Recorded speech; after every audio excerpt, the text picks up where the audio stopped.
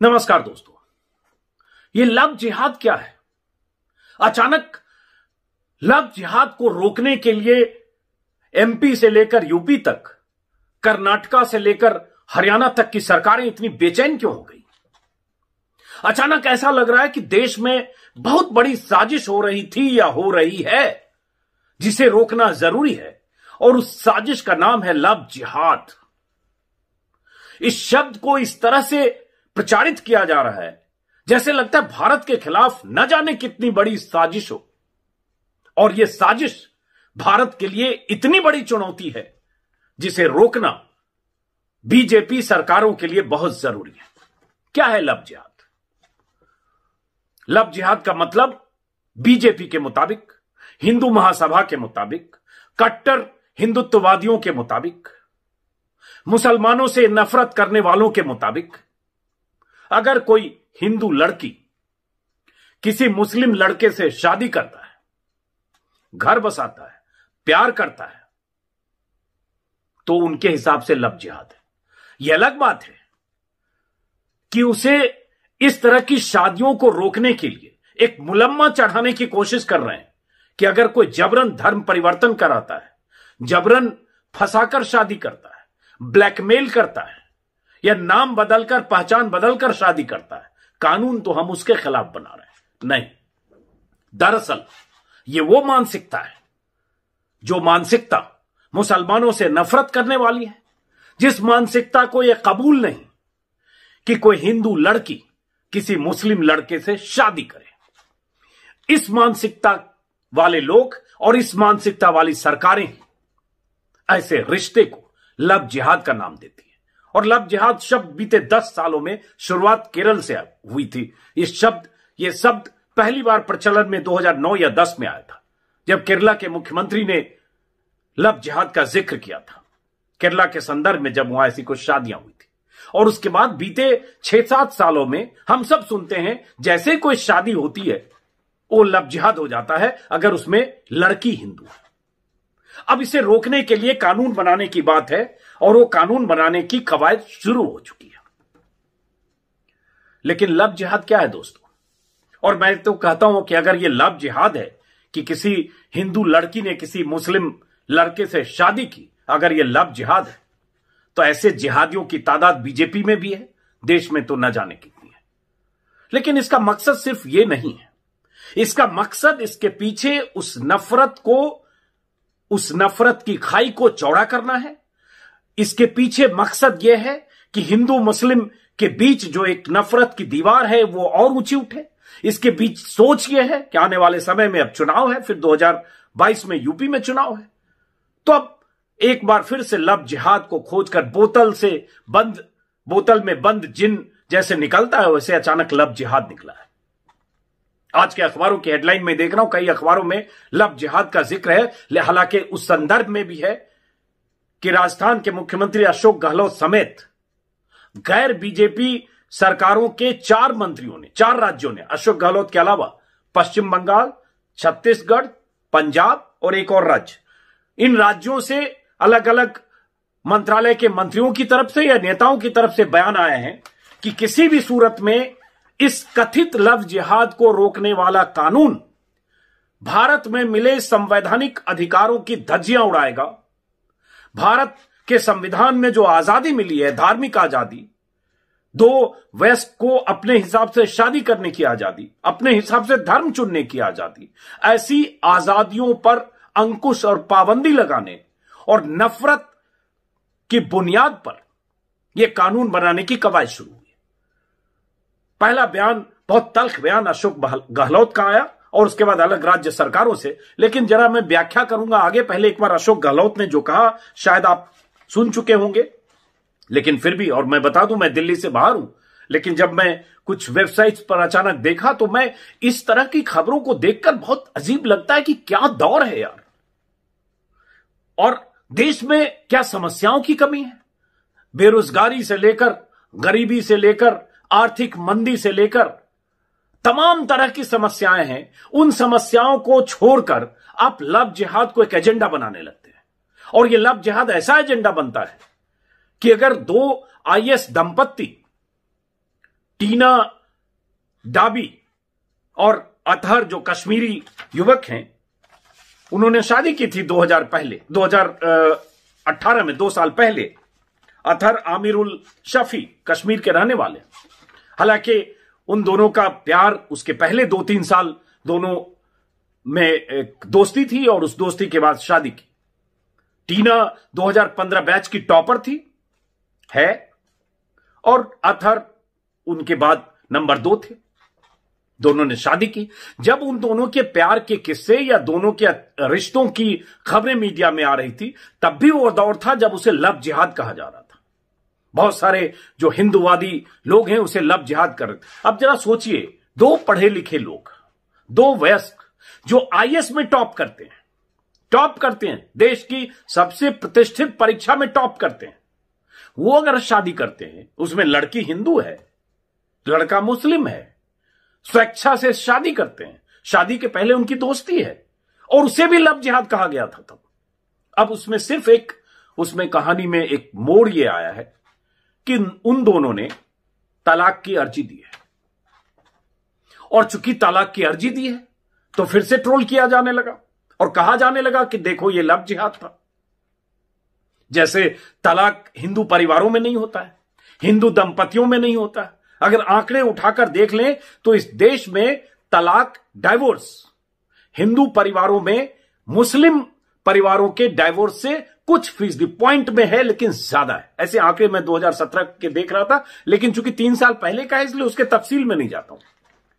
लेकिन टीना डाबी और अतहर ने अगर शादी की 2 साल पहले और दोनों में खटपट हुई, अनबन हुई, आज अलग हो रहे हैं और स्वेच्छा से शादी की स्वेच्छा से अलग हो रहे हैं, तो इसमें लव जिहाद कैसे है? मैंने खबर देखी कई जगह है कि 2018 में भी और 16 में भी, 17 में भी जब उनकी शादी की खबरें आ रही थी, तब भी हिंदू महासभा के बहुत सारे लोग कह रहे थे उनके परिवार वालों को, टीना के परिवार वालों को समझाएंगे कि वो शादी ना करें, ये लव जिहाद हो रही है, साजिश हो रही है। तो मामला इसमें यह है कि इसको इस तरह से प्रचारित किया जाता है जैसे कोई अंतर्राष्ट्रीय स्तर पर यह तैयारी की गई हो इस देश में लव जिहाद करने की और कोई संगठित साजिश हो, एक कॉन्स्पिरेसी थ्योरी हो। ये तो जिहाद या ऐसी साजिश, इसका नाम तो तब आप देते हैं जब बहुत संगठित अपराध हो, गैंग बनाकर, गिरोह बनाकर, या फिर एक राष्ट्रीय स्तर पर ऐसी साजिश। यही वो मानसिकता है। और उसके बाद अब हो क्या रहा है, यूपी में जिस ढंग से खबर आ रही है कि यूपी में लव जिहाद को रोकने के लिए कानून बनेगा, योगी सरकार बनाएगी। एमपी से पहले खबर आ चुकी है। अभी अशोक गहलोत का एक बयान देख रहा था, कल उन्होंने बयान दिया जिसमें उन्होंने कहा है कि देश में सांप्रदायिक सद्भाव बिगाड़ने के लिए लव जिहाद शब्द भाजपा की ओर से गढ़ा गया है और उन्होंने कहा है कि यह असंवैधानिक है, विवाह व्यक्तिगत स्वतंत्रता का मामला है, इस पर अंकुश लगाने के लिए कानून लाना पूरे तरीके से असंवैधानिक है और यह कानून किसी भी अदालत में नहीं टिकेगा। गहलोत ने कहा कि भाजपा राष्ट्र में ऐसा वातावरण बनाना चाहती है जहां वयस्क अपनी सहमति के आधार पर सहमति के लिए सरकार की दया पर निर्भर करेंगे।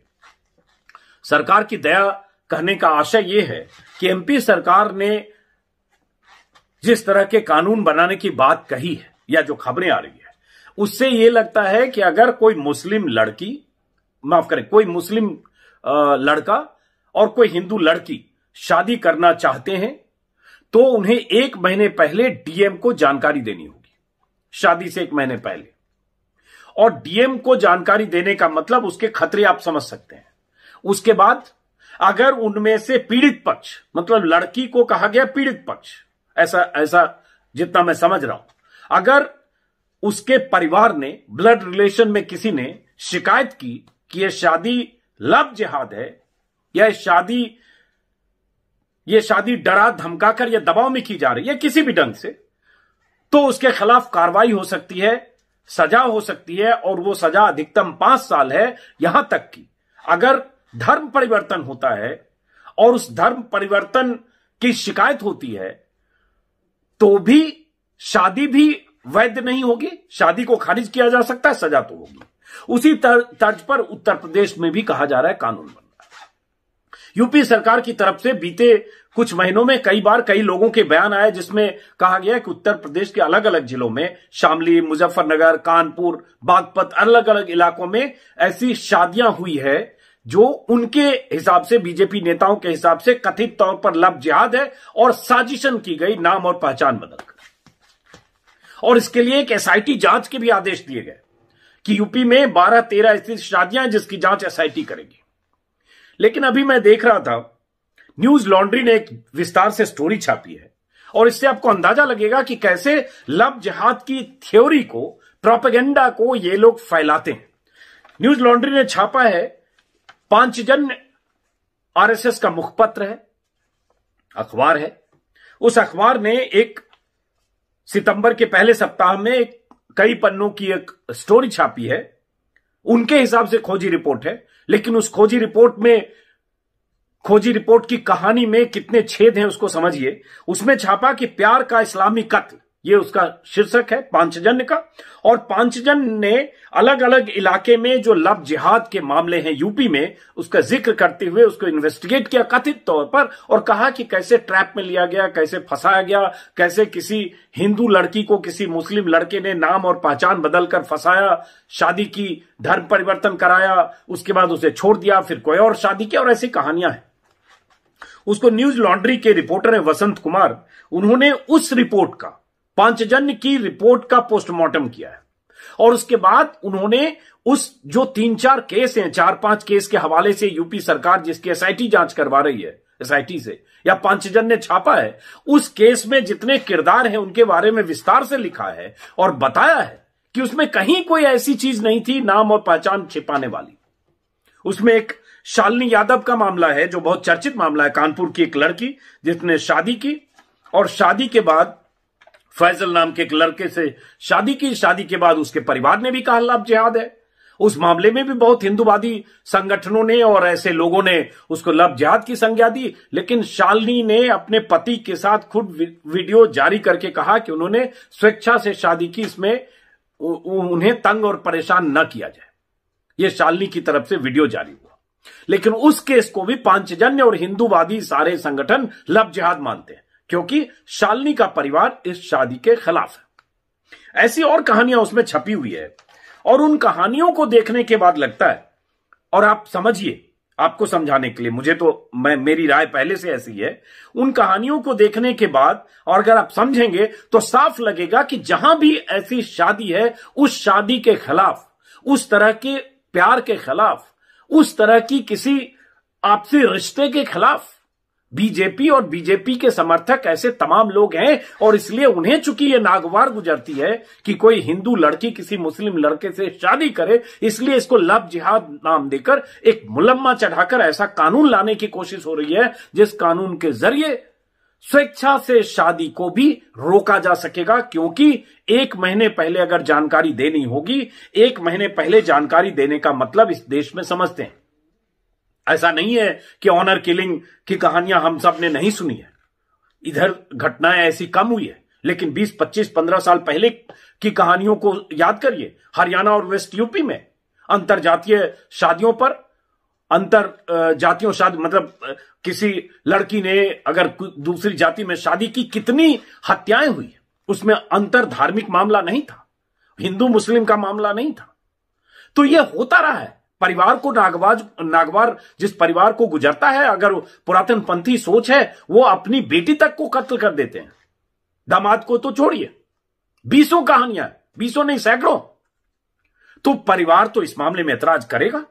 अगर उसे लगेगा कि उसकी बेटी का नाम शालिनी है और लड़के का नाम फैजल है, वो कहेगा लव जिहाद है, और उसके बाद इसमें ट्रैप है, फंसाया गया और किस्से कहानियां, और उसके बाद उस हिसाब से फैसला होने लगे, तब तो आप सीधे तौर पर संविधान जो आजादी देता है उस आजादी का हनन कर रहे हैं। और ऐसी कोशिश हो रही है, और वो भी तब जब केंद्र सरकार की तरफ से संसद में कहा जा चुका है कि लव जिहाद जैसी कोई चीज अधिकृत तौर पर नहीं है। एक बयान मेरे सामने है, उस बयान को मैं आपको बताता हूं। ये बयान है साल 2020 के फरवरी में संसद में लव जिहाद से जुड़ा एक सवाल पूछा गया था, तो केंद्रीय राज्य गृह मंत्री किशन रेड्डी ने कहा, लव जिहाद टर्म कानून के तहत परिभाषित नहीं है। किसी भी केंद्रीय एजेंसी द्वारा ऐसा कोई भी केस रिपोर्ट नहीं किया गया है।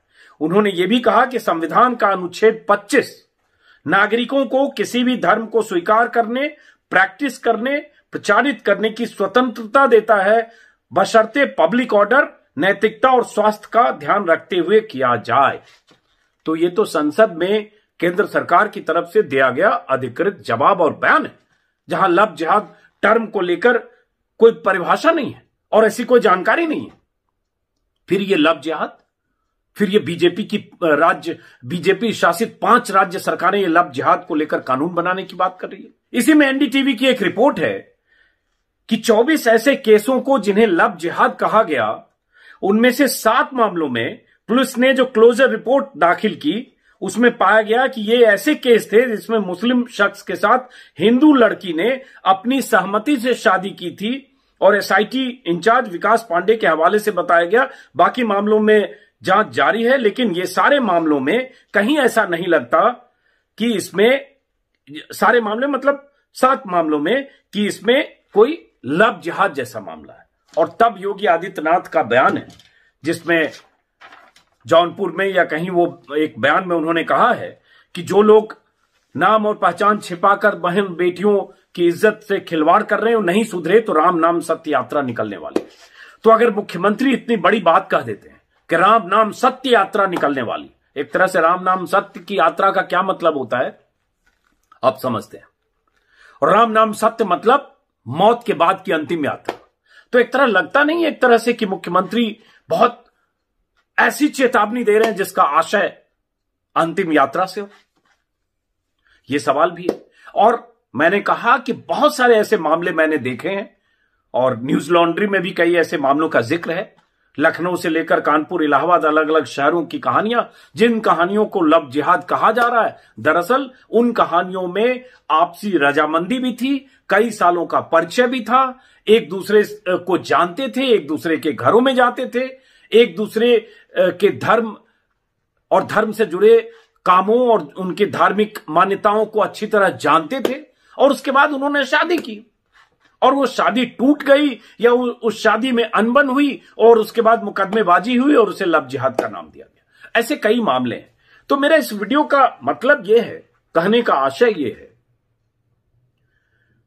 कि अगर बीजेपी शासित सरकारें अगर इस तरह से कानून बनाती है तो इसका मतलब हुआ कि इस देश में अलग अलग राज्य में अलग अलग कानून होंगे। कांग्रेस या जो विपक्ष शासित सरकारें हैं उन्होंने पहले इसका विरोध दर्ज करा दिया है।